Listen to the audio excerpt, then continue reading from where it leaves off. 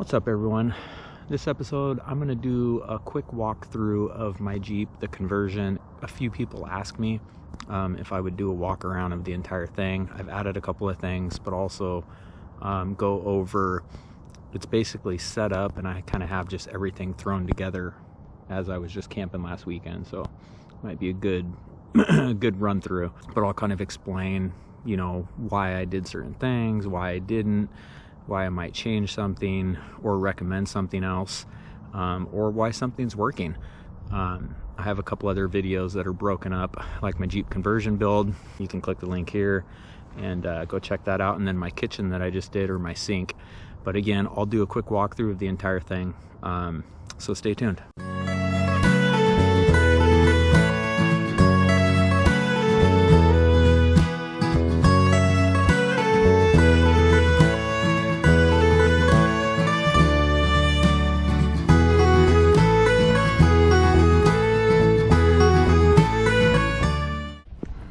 Figured I'd go on a little hike before I go over the Jeep setup. So it's a beautiful day out. All right, here we go. So it's a 2017 Jeep Cherokee Trailhawk 4x4. I've mentioned in other videos, but I'll get more to specifics. So first thing I built was the bed platform. Is basically just 1/2-inch plywood, 1x3s for the side rails.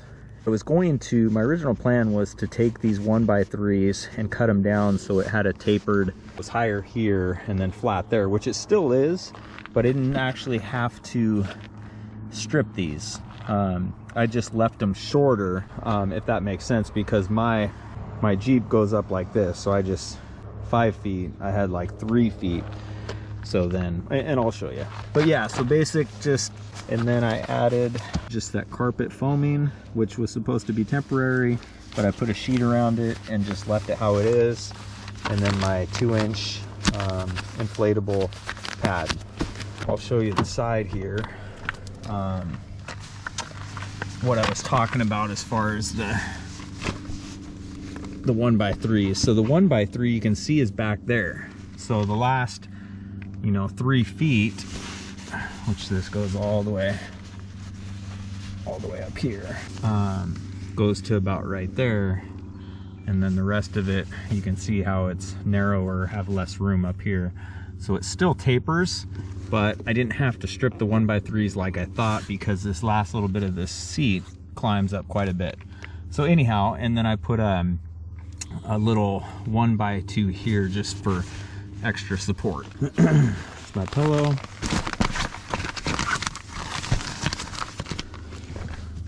So then this portion here, the last 1 foot, I put on hinges and it folds back. So if I needed to have a passenger, I could. I just keep my bed made all the time just because my daughter's almost 18. I don't really carry anybody around, but I wanted that option just in case I needed it.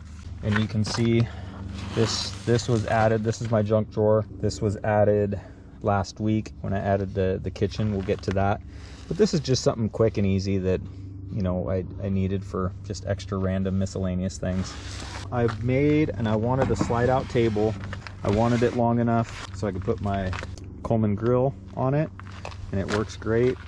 The only thing that I would have done differently, and I thought about this when I built it, was make rails in here, where I was originally going to put it on slide outs, which would actually stabilize this more as well, but I didn't. Just left it like this to kind of see how it went. So what I would do when I'd pull it out, I would just put it on my trekking poles. It worked okay, but it was very unstable. So but I'm kind of glad, because I've been pondering other ideas. What I thought I wanted to do, actually put hinged foldable legs underneath, so then when I slide it out to this point here just to use my grill, I could unfold legs here and have the support. But then also, since I have this awning here, when I have this awning pulled out, I was thinking it would be nice to be able to just pull this all the way out, set it over here when I wanted to do that, when I didn't have any cover over here and it was, maybe the weather wasn't the greatest. So that's another option. But then again, for more stability, I could have added rails, you know, one up top and one on the bottom, so this thing slid out, it was tighter, and then that would provide support, because when you pull it out, you know, it doesn't have any room to flex. So I'm still debating on that, on what I want to do, but like I said, I can just pull it out part of the way, and then, you know, it only flexes so far, so I can actually use it for a table still. So next was, I wanted some sort of table and or cabinet pantry for food, small amount of dishes, accessories, you know, other things that I needed. Table. This is just a quick pop-up table, just for the actual counter space, because I know when you start pulling stuff out, you start cooking, you need the room. I do have a pop-up table on the other side, but as you can see, when I have stuff in here, I can't pull it up. This is more for like if I'm doing some stealth camping, something close to home where I just don't have all this gear. I use that as a pop-up for food, coffee, or whatever. So what I would have done differently here, when I got out and started camping, what I thought I wanted was a slide out. This to be a slide out drawer, like this all enclosed, and have a hinge here, and this slides out, and then I can access everything. When I went stealth camping the other weekend, I didn't even get out of my Jeep at all. So I had to access everything from in here. If I would have had that drawer system, it would have made it pretty tough to access all of that. So it got me thinking, well, I could still build a drawer, but leave 3/4 of this open, so it still has support and keeps everything in there, but I could still access it from inside the Jeep. But then I have a slide out for when I'm, you know, camping out of the back. So as you can see, I decluttered it big time. I had a bunch of stuff stuffed in there, and I just didn't like to be cluttered, so I just minimized.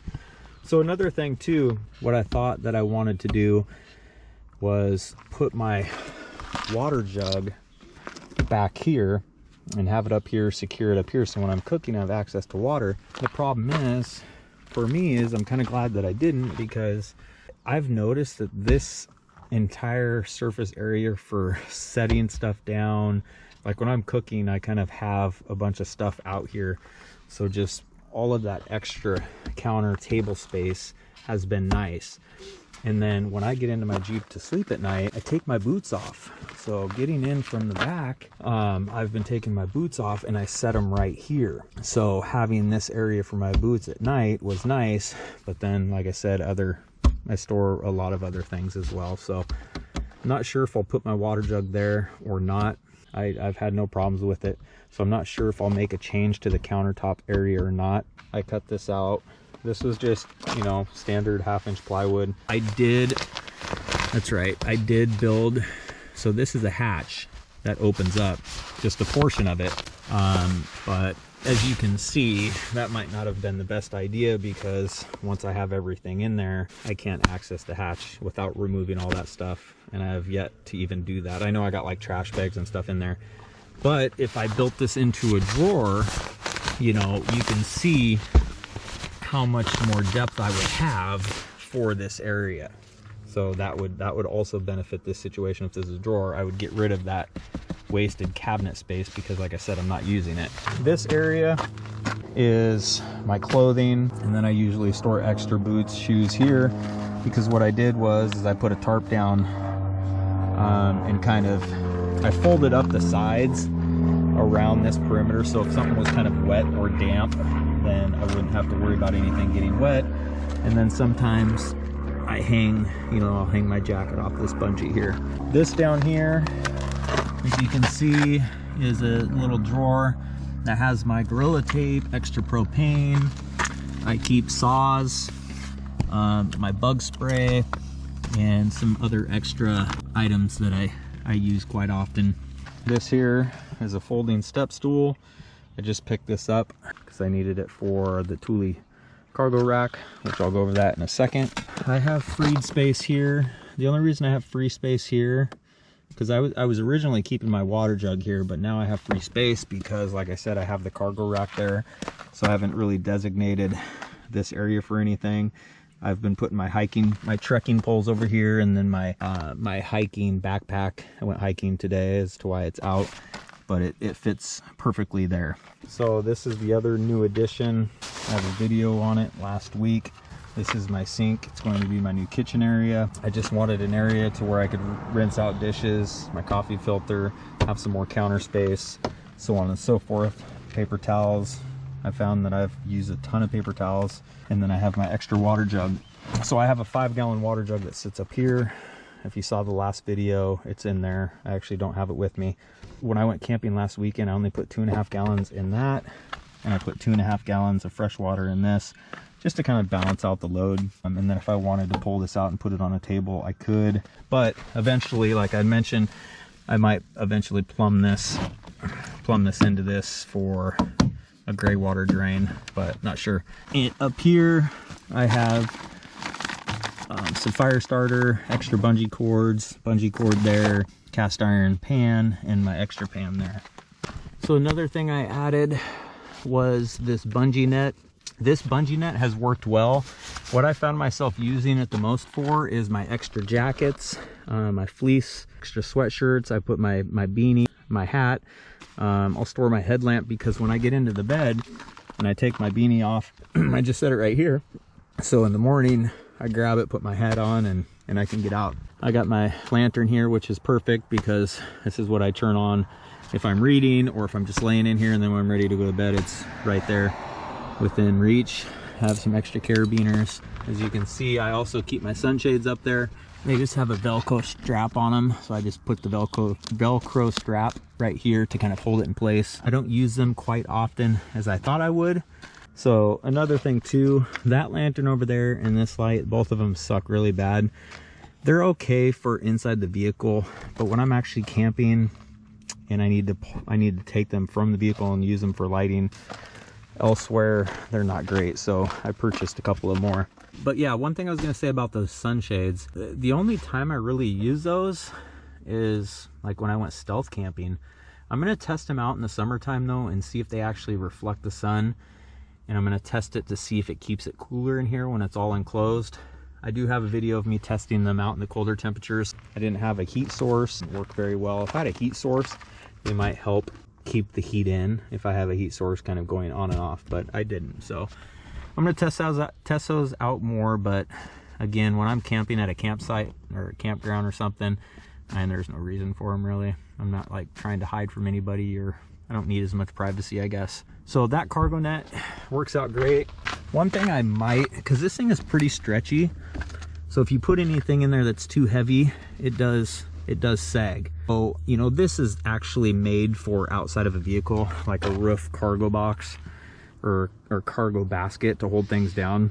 So I ordered this and it was wrong, but I just made it work. So I recommend using, they actually have ones that are made for inside of a vehicle. That's always an option too if you're looking to get something like this, but it is nice to kind of store a few things up there to get them out of the way. The Thule cargo rack I just got like a week and a half ago. What I'm keeping up there is my fishing stuff, my waders, my boots, my fishing poles, my tackle box. I got a couple extra chairs. So of course, before that, when I would go camping, I would actually have to take all that. I had it kind of laying on my bed. My Jeep was just more cluttered. So this is super nice, getting more space inside the Jeep.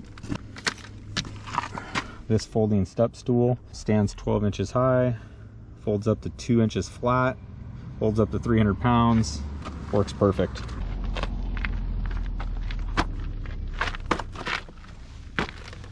Another addition was the awning. I didn't have this when I first started, and I haven't used it a lot, but I have used it once, and I did make a video on that if you wanted to see what kind of awning this was. So that's it.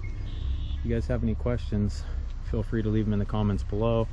I hope that was a good enough walk around for you. I hope it explains basically what I have. It's a pretty basic setup and beginner because, like I've mentioned in previous videos, I'm no carpenter. I just made it work and it's working. I've really enjoyed it and I will continue to do so. And I'll keep you updated on other changes that I make as well. Thanks for tuning in. If you haven't hit that subscribe button, do so now. And we'll see you on the next one.